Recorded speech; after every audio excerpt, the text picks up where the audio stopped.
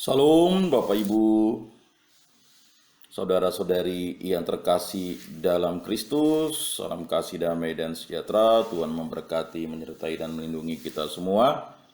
Pada paruh kedua ini kita akan diajak untuk pertemuan ketiga dan pertemuan keempat dalam pembinaan iman dalam bulan Kitab Suci Nasional BKSN 2022.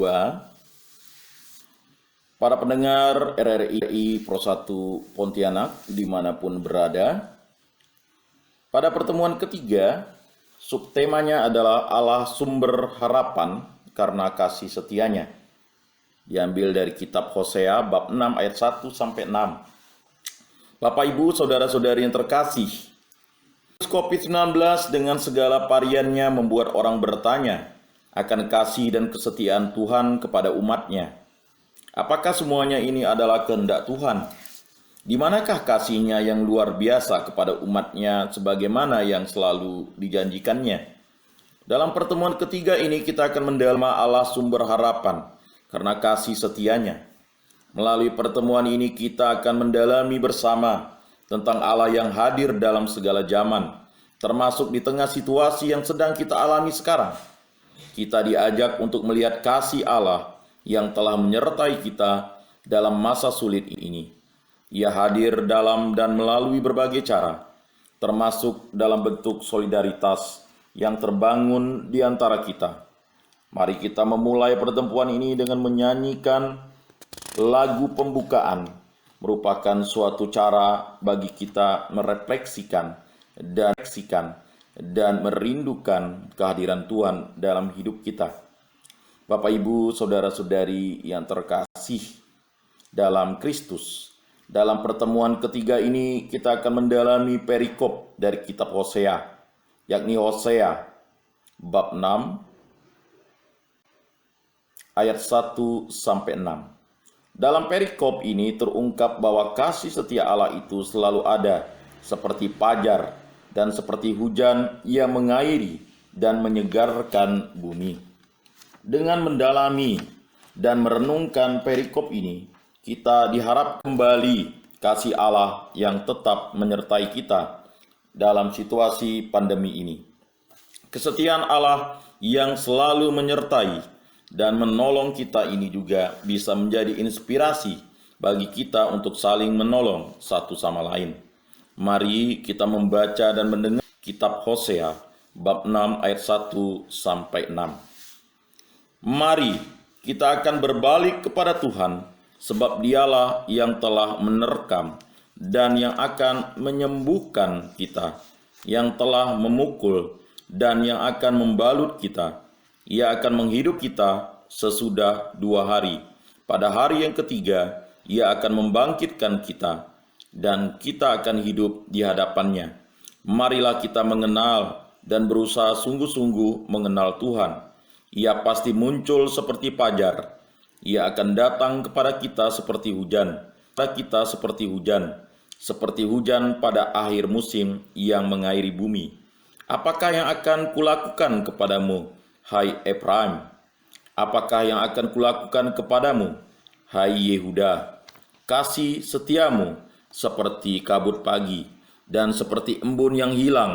Aku telah meremukkan mereka dengan perantaraan nabi-nabi. Aku telah membunuh mereka dengan perkataan mulutku, dan hukumku keluar seperti terang. Sebab aku menyukai kasih setia dan bukan kurban sembelihan, dan menyukai pengenalan akan Allah lebih daripada kurban-kurban bakaran. Demikianlah sabda Tuhan. Syukur kepada Allah. Bapak Ibu, saudara-saudari yang terkasih, pada pertemuan ketiga ini kita diajak yang pertama, dan kita mendalami teks. Apa yang dilakukan oleh Tuhan kepada orang Israel? Kita bisa lihat ayat 1-2 dan 5. Yang kedua, bagaimana kesetiaan Tuhan itu digambarkan dalam perikop ini? Kita bisa lihat ayat 3. Yang ketiga, bagaimana gambaran kasih setia Efraim, yakni orang Israel kepada Tuhan? kita bisa melihat ayat 4. Dan yang keempat, apa yang lebih disukai oleh Tuhan? Kita bisa melihat ayat 6. Yang pertama, Allah kita adalah Allah yang selalu mengupayakan yang terbaik bagi kami, tetapi juga menyembuhkan. Dia bukan hanya memukul dan melukai, tetapi juga membalut luka-luka. Dia bahkan juga menghidupkan dan membangkitkan, sehingga orang dapat berdiri tegak di hadapannya. Ajakan untuk berbalik kepada Tuhan merupakan ajakan untuk disembuhkan, dihidupkan, dan dibangkitkan. Yang kedua, orang Israel diajak untuk sungguh-sungguh mengenal Tuhan. Pengenalan yang baik dan mendalam akan membantu seseorang mengetahui dengan tepat apa yang menjadi kehendak Tuhan. Hal ini berguna sekali untuk mengatasi persepsi atau pandangan yang salah tentang Tuhan. Di ayat 6 disebutkan bahwa Tuhan lebih menyukai pengenalan akan dirinya daripada kurban-kurban bakaran. Kurban bakaran bisa saja dipersembahkan tanpa pengenalan Allah. Karena itu pengenalan akan Allah jelas lebih bermakna, sebab dengan itu orang Israel mengetahui dengan pasti siapa Allah mereka. Yang keempat, Tuhan selalu setia kepada umatnya. Di ayat 3, kesetiaan Tuhan itu digambarkan di pagi hari atau seperti hujan yang turun pada akhir musim. Sementara itu, kesetiaan manusia terhadap Tuhan ternyata amat singkat, diibaratkan dengan embun pagi yang hilang pagi-pagi benar atau seperti kabut pagi. Kesetiaan Tuhan memang tidak dapat dibandingkan dengan kesetiaan orang Israel. Namun hal ini diangkat agar setiap orang Israel perlu belajar sungguh-sungguh mengenalnya. Yang keempat, marilah kita mengenal Tuhan dengan segala hal yang luar biasa yang telah dibuat Tuhan dalam hidup kita. Dalam hidup kita, kita mampu menerima firman dan sabda Tuhan itu menjadi landasan hidup kita, karena hidup kita adalah pemberian Tuhan. Bapak, Ibu, saudara-saudari yang terkasih, sharing dan aksi nyata dalam pertemuan ketiga ini diharapkan dan dituntut dari yang pertama, apakah saya merasakan dan mengalami kasih setia Tuhan dalam masa pandemi ini? Yang kedua, manakah kebaikan Tuhan yang saya alami dalam situasi pandemi ini? Yang ketiga, apakah ada pemahaman baru tentang Tuhan yang saya temukan selama masa pandemi ini? Yang keempat, apakah saya juga turut mengasihi Tuhan dengan menolong sesama yang membutuhkan? Itulah sharing dan aksi nyata yang harus diwujud nyatakan dalam hidup kita sebagai umat Kristiani, sebagai umat Katolik. Bagaimana kita bisa memahami makna firman Tuhan yang luar biasa dalam hidup kita. Dan jawaban-jawabannya bisa kita sharingkan dan kita lakukan dalam aksi nyata secara pribadi, keluarga, komunitas, lingkungan, dan berbagai macam kelompok-kelompok yang dapat mengarahkan kita menjadi pribadi yang selalu dekat dengan Tuhan. Bapak, Ibu, saudara-saudari yang terkasih dalam Yesus Kristus. Pertemuan keempat, Allah sumber harapan karena kerahimannya, diambil dari kitab Hosea bab 11 ayat 1 sampai 11. Bapak, Ibu, saudara-saudari yang terkasih dalam Kristus, kita telah melewati berbagai tantangan selama kurang lebih 2 atau 3 tahun ini. Pandemi yang mulai berlalu meninggalkan banyak perubahan, di mana salah satunya adalah perubahan pandangan tentang Tuhan. Bagi sejumlah orang, Tuhan dirasakan sebagai sosok yang menjauh karena kehadirannya tidak dirasakan dalam situasi yang buruk ini. Ada pula orang yang bahkan melihat Tuhan sebagai sosok yang kejam karena membiarkan semua ini terjadi. Dalam pertemuan keempat ini kita akan mendalami subtema Allah sumber harapan karena kerahimannya. Sosok Tuhan yang penuh kerahiman dan yang berbelas kasihan tetap hadir dalam segala situasi, termasuk dalam masa pandemi ini. Di tengah segala perubahan yang drastis, di tengah kehancuran sistem-sistem dalam kehidupan bersama, Tuhan tetap berjalan tangan yang ada. Bagi sejumlah orang kehadirannya mungkin terasa senyap, Tetapi dengan ini sebenarnya ia mengundang umat manusia untuk secara sungguh-sungguh berusaha mengenalnya.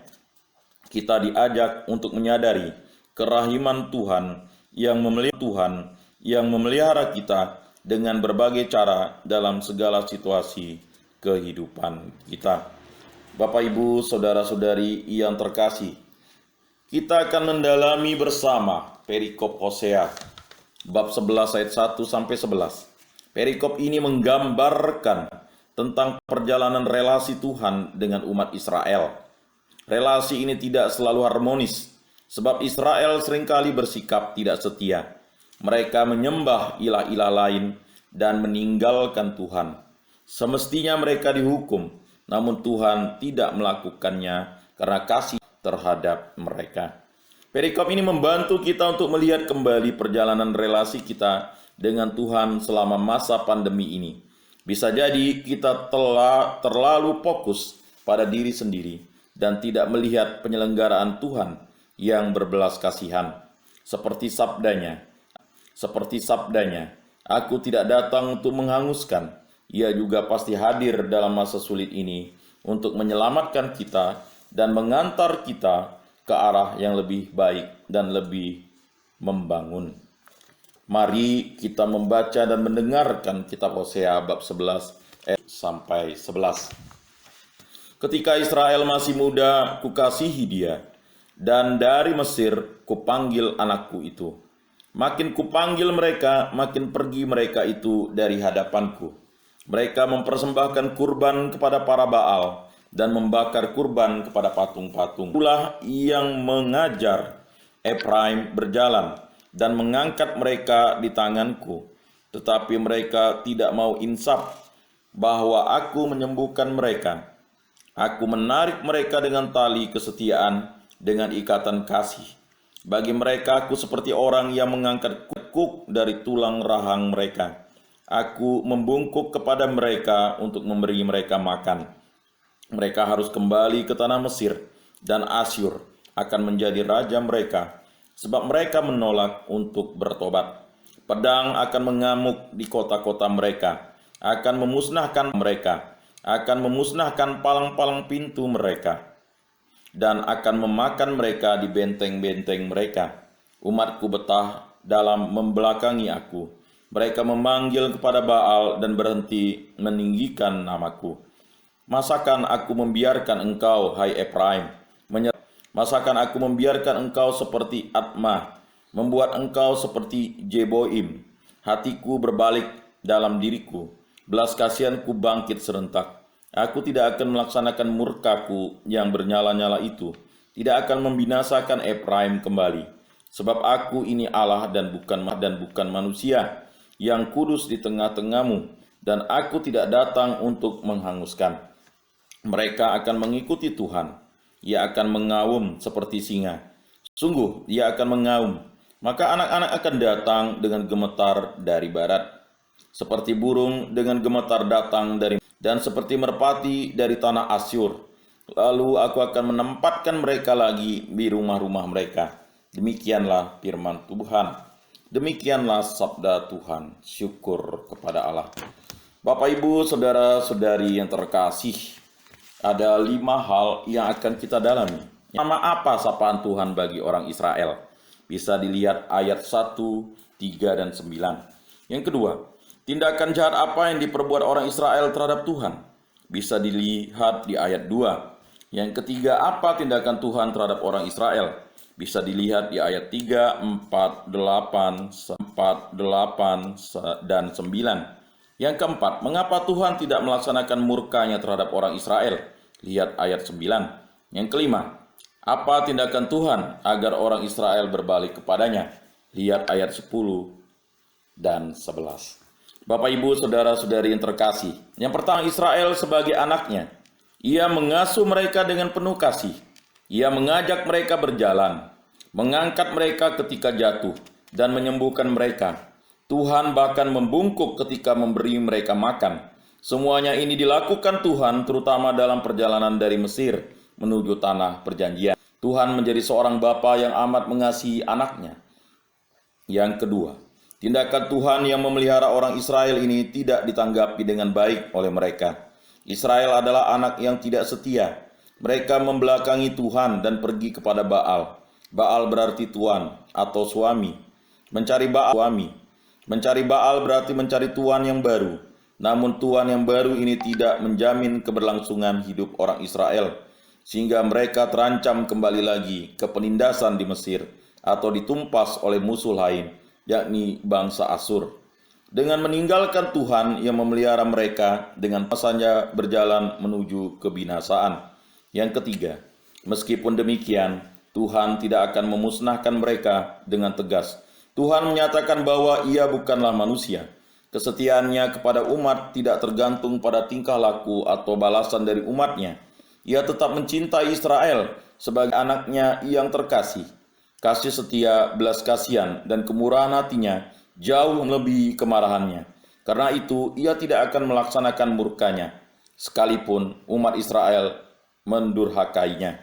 Yang keempat, untuk mengembalikan anak durhaka menjadi anaknya yang terkasih, Tuhan memakai cara lain. Ia mengaum seperti singa, memberikan peringatan keras sehingga mereka semua menjadi gemetar dan kembali kepadanya.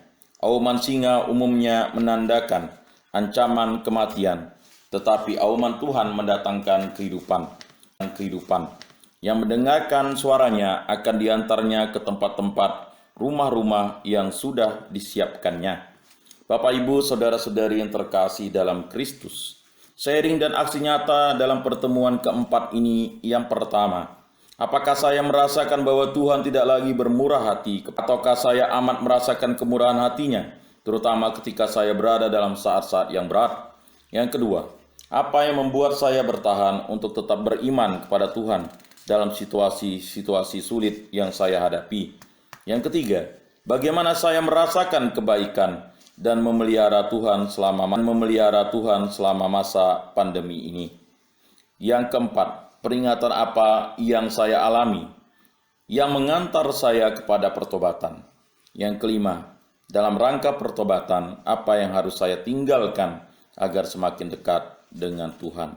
Bapak, Ibu, saudara-saudari yang terkasih, demikianlah 4 pertemuan atau 4 bahan dalam bulan Kitab Suci Nasional tahun 2022, atau yang lebih kita kenal BKSN, bulan Kitab Suci Nasional yang ditetapkan oleh KWI, Gereja Katolik. Konferensi Wali Gereja Indonesia telah menetapkan bulan September sebagai bulan Kitab Suci Nasional.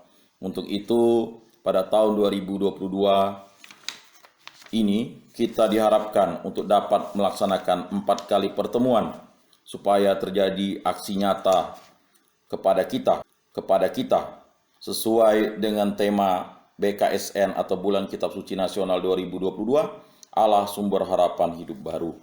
Semoga 4 pertemuan ini menjadikan kita pribadi yang lebih dekat dengan Tuhan dan sesama.